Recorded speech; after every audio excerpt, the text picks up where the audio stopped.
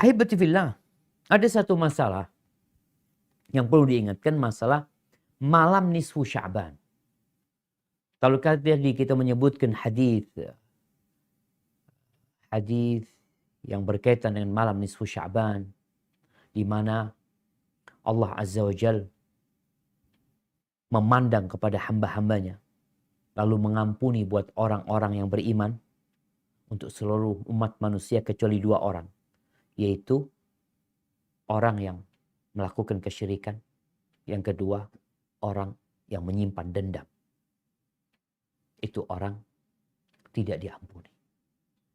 Akan tetapi tidak ada amalan khusus di malam nisfu Sya'ban. Nggak ada.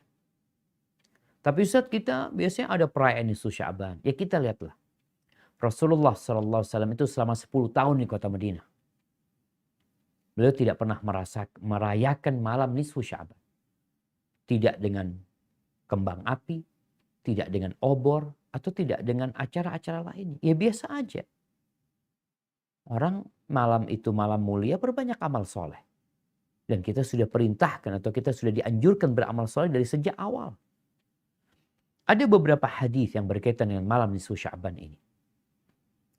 Yang pertama, hadis yang diriwayatkan Ibnu Majah, Al-Baihaqi, dari Ali bin Abi Thalib radhiyallahu anhu, qala Rasulullah sallallahu alaihi wasallam, "Idza kana lailatan nisfi min Sya'ban faqumu lailataha wa sumu yawmaha fa inna Allah yanzilu fiha li ghurubi syams ila sama'id dunya fayaqulu ala mustaghfirun fa aghfir lah, ala mustarziqun fa arzuqah, ala mubtala fa u'afih, ala sa'ilun fa u'tiyah, ala kadza hatta yatla' al-fajr." Disebutkan apabila masuk malam nisfu Sya'ban, maka kalian hidupkan malamnya, sholat malam di malam itu, dan puasa di harinya. Kalau puasa tanggal 15 jelas kita dianjurkan puasa 13, 14, 15. Tapi ini secara khusus bangun di malam harinya, puasa di siang harinya.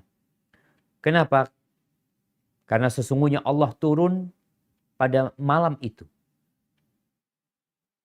Ketika matahari terbenam, Allah turun ke langit dunia. Allah berkata, apakah ada yang memohon ampun kepadaku, aku ampuni dia. Adakah yang ingin meminta rizki, aku akan kasih rizki kepada dia. Adakah orang yang sedang kena bala, aku akan sembuhkan dia dari balanya.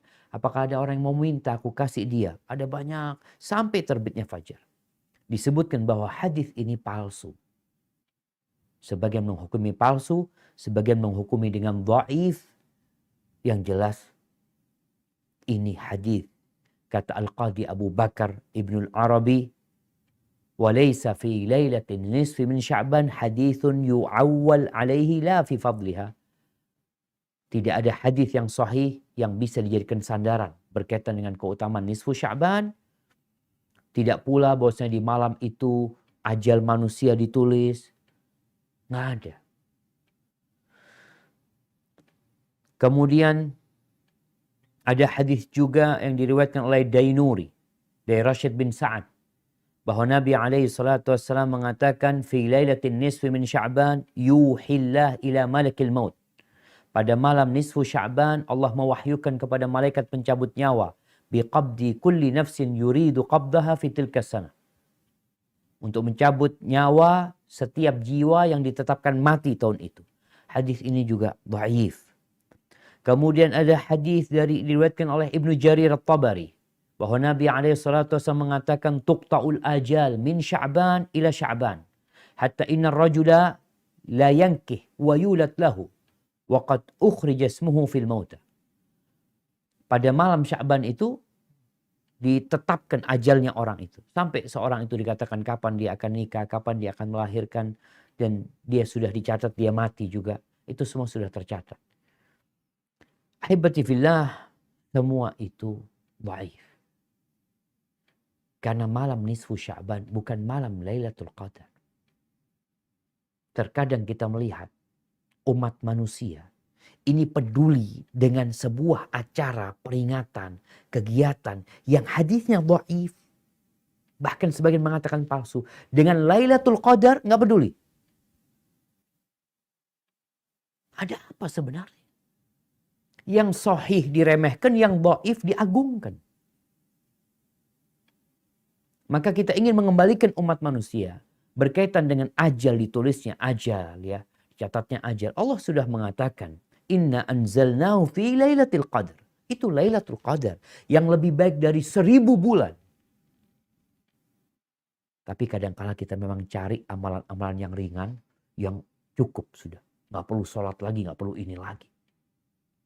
Maka cobalah jamaah, buat teman-teman yang mungkin masih sibuk menghidupkan malam Lailatul Nisfi min Sya'ban, dikaji kembali, dipelajari kembali. Mungkin tadi yang Ana sampaikan, Ana dengar ustadz lain mengatakan sahih, ini itu macam-macam.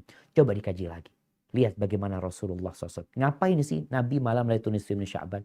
Apa yang beliau lakukan? Yang jelas beliau di bulan Sya'ban memperbanyak amal soleh, memperbanyak puasa. Karena bulan ini bulan diangkatnya amal.